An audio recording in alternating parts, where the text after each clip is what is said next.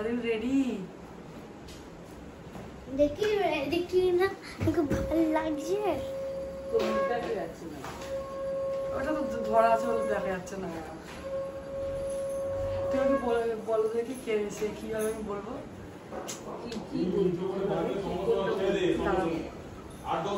পা মোচা একটা বলো। হাই গাইস, আমি মিশো থেকে পামোচা কিনেছি। পামোচাগুলো খুব সুন্দর, খুব তুলতুলে পামোচা। বাইরে থেকে যতই নোংরা আসুক না কেন, পামোচাটা পামোচাটার মধ্যে পা দিলেই পুরো পা পরিষ্কার হয়ে যায়। না তো খাট বিছানা সব নোংরা হয়ে যায়। ওই পায়ে পায়ে আসো, এসে এমনি পামোচা দিয়ে পামোচো, আর পায়ের তলায় সেই ধুলো লেগে থাকে। আমরা যে মিশো ভিডিও করি, মা তার কলেজে তুই ঠিক মতন বলতে পারিস না, এইভাবে বলবি, জিনিসটা ভালো হবে। তো যাই হোক, যেই টপিকটা নিয়ে মেন বসেছি, হ্যাঁ guys, welcome back to my channel.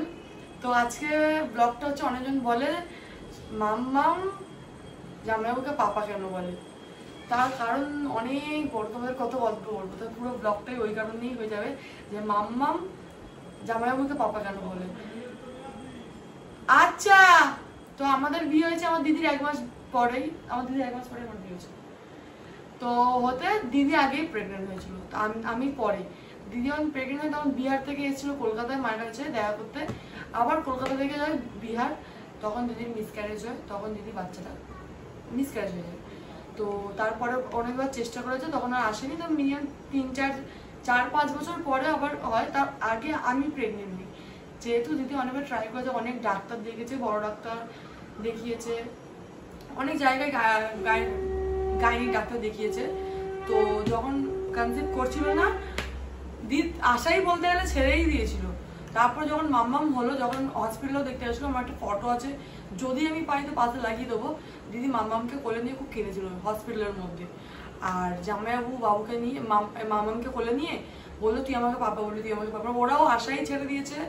তারপরে অনেক ডাক্তার দেখানোর পর দিদি তারপরে আবার প্রেগনেন্ট হয়। তারপরে তো মায়েরা ওই কারণেই মাম্মামকে বলেছিল তুই আমাকে পাপা বলে ডাকি, আর দিদিকে বলতো মিমি। ওই এখনো ওই মিমিটাই আছে।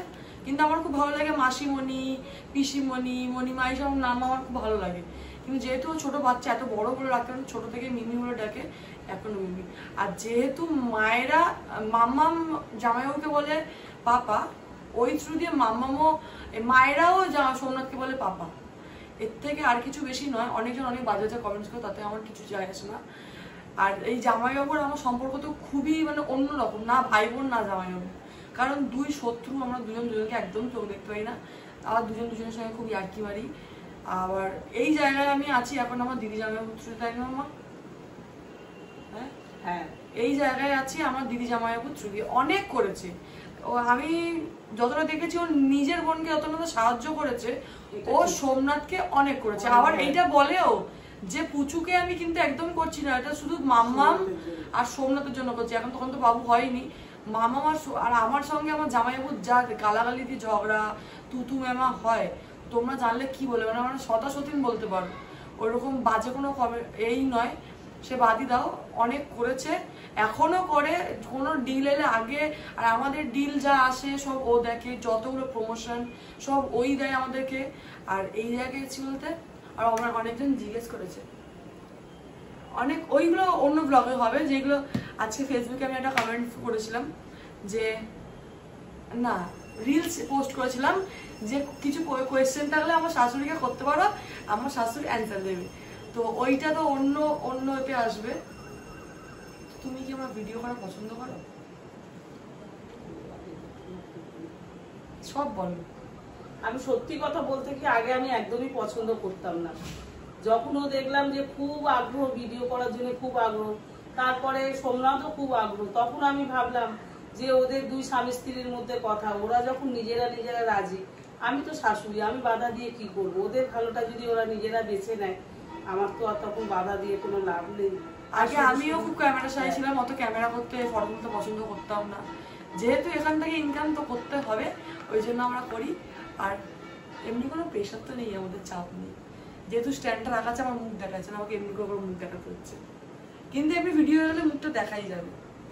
আর আমার শাশুড়ি আমাকে এটাও বলে যে তুই পরিষ্কার ভাবে কথা বল ব্লগের মধ্যে, আমাকে শিখিয়েও দেয়। যেরকম এক্ষুনি দেখাচ্ছিল যে কিভাবে মিশোর ভিডিওগুলো করবো আমি, এইভাবে না ওইভাবে। মা আমাকে ওইগুলো বলে দেয়। তো কালকে মা বাড়ি চলে যাবে, তার আগে আমরা গ্রসারি জিনিস এনে চেষ্টা করবো আর একটা ব্লগ করার। কারণ আজকে একটা ফেসবুকে রিল পোস্ট করেছি, এটা তোমাদের এক্ষুনি বললাম যে শাশুড়ির কাছ থেকে কোনো কোয়েশ্চেন থাকলে করতে পারো, তো এই ব্লগের মধ্যেও করতে পারো। কারণ এই ব্লগটা পোস্ট করবো, তার কমেন্টসগুলো দেখে আমি আবার নেক্সট ব্লগ করবো। কারণ আমার শাশুড়ির কাছ থেকে তোমরা কি কি জানতে চাও, কি অনেকজন ফেসবুকে কমেন্ট করেছে কি কি জানতে চাও, তোমরা ইউটিউবেও করো এই ভিডিওটা এখন পোস্ট করার পরে, কি কি জানতে চাও, আমি কেমন না কি কিসের কি নিয়ে ভিডিও, তোমাদের যা যা মনে কোয়েশ্চেন আছে। তো মা এখন উথাল পাতাল করছে, আমার সিরিয়ালটা দেখবে।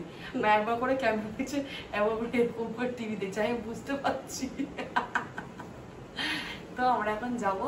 কমেন্ট হয়েছে মা 5 মিনিট, কিছু বলো একটুখানি, যা খুশি বলে দাও। আচ্ছা তুমি তো ওই পা মোছার একটা করলে, এখন তুমি একটা শাড়ি দাঁত কোলগেটের অ্যাড করো, কোলগেট তুমি বলবে এই কোলগেট কত ভালো। মাও কিন্তু আমার সঙ্গে ভিডিও করতে খুবই ভালোবাসে। হ্যাঁ এখন আমার খুব ভালো লাগে, আগে আমি পছন্দ করতাম না, মা আবার শিখিয়েও দেয়, কেউ শিখিয়ে বলে। এখন দেখছি সবাই আমাকে বলে তুমি পিউষ শাশুড়ি না, তুমি পিউষ শাশুড়ি না, কিন্তু ভেতর থেকে আমার একটা অন্যরকম ফিল হয় যে না। আমার মায়ের একটা খুব বাজে স্বভাব হচ্ছে, কেউ যদি জিজ্ঞেস করে একটা, আমার যেটা মনে হয় আমি খেটে খাচ্ছি, আমার সব রোজগারই সেটা আমার যখন ওটা সম্মান, আমি তো সম্মান করো আমার রোজগারকে। সে আমি চা বিক্রি করি, ডাব বিক্রি করি, ফল বিক্রি করি, লোকের বাড়ি কাজ করি, যাই করি না কেন, সবজি করি, কচুরি বিক্রি করি, যাই মানে সবই কাজ। লোকের পেটে যখন অন্যদিকে জোগাড় করছে সেটা সবই কাজ। তো মা ওটা মা বলে আমি ডাব বিক্রি করি, তুই কাউকে বলবি না আমি তো শাশুড়ি, এই জিনিসটা আমার খুব খারাপ লাগে। আমার দিদি এখন আমি দেখো অতটাও হয়তো ফেমাস হয়নি, কিন্তু আমার দিদি যেই জায়গায় আছে সেই জায়গায় যদি বলতে পারে আমার বাবা ফল বিক্রি করে আমাদেরকে মানুষ করেছে, তখন তোমার বলতে লজ্জা কোথায়, মা ডাব বিক্রি করে। মায়ের ওটা খুব খারাপ লাগে। আসো আসো আসো রাজদা, মায়ের ওটা খুব খারাপ লাগে যে মা ডাব বিক্রি করে, এটা আমরা বলি। তো মাকে কেউ যদি রাস্তায় জিজ্ঞেস করে যে তুমি প্রিয় শাশুড়ি, তখন মা মাঝে মাঝে না বলে দেয়, না বলে দাও তো, আর বলে না আমি ওর বাচ্চা দেখি, এইসব উল্টো পাল্টা বলে, কাঁদছে না। না আমার খারাপ লাগে, আমি এই কারণে বলি, অনেকে এই কথাটা আবার আমি নিজে শুনেছি অন্য জায়গায় ভালো ভালো জায়গার লোকেরা যখন ডাব কেনে নিয়ে জিজ্ঞেস করে তুমি কি পিউষ শাশুড়ি, আমি যদি বলি হ্যাঁ, তখন বলবে দেখো ছেলে বউ কোথায় আর মা কোথায়। কারণ ছেলেটার এত রোজগার, ছেলেটা তো 100টা লোকের মধ্যে যদি 70টা লোক খারাপ বলে 30টা লোক ভালো বলবে তো। এবার যদি তুমি আমি 70টা ধরে বসে থাকি তো 30 জনকে ধরে এগোতে পারবো না। ওই জন্য আমি বলি যে না আমি ওদের বাড়িতে থাকি বা ওদের বাচ্চা কাচ্চা দেখি, হ্যাঁ এরকম ফালতু আমার নিজেকে নিজে ছোট মনে হয়। কারণ সোমনাথকে ছোট করা হয়, সবাই বলে যে মাটাকে নিয়ে যেতে পারে না, মাকে নিয়ে গিয়ে মায়ের কাছে। আমার দিদি নাম্বার 1 গিয়ে বলে আসতে হবে পুরো টেলিভিশনের মধ্যে যে আমার বাবা ফল বিক্রি করে।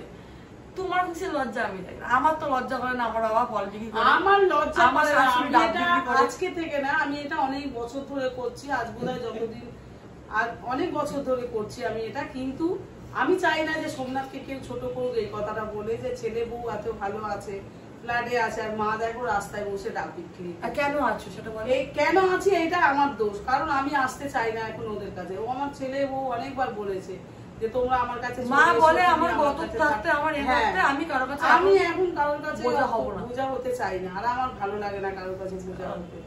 আমি নিজে কামাবো, নিজে খাবো, নিজে ঘরে আমাকে মিস করো, কিন্তু তুমি ঘরে আমাকে মিস করো। হ্যাঁ সে করি, এখন করি, বাচ্চা বিশেষ করে তো মাম্মামকে করি, খুব করি। মাম্মামের জন্য একা একা যখন আমি ঘরে থাকি আমার খুব খারাপ লাগে। হ্যালো, শুনতে পাবি না? হ্যাঁ না সোমবার দিয়ে বলে দাও।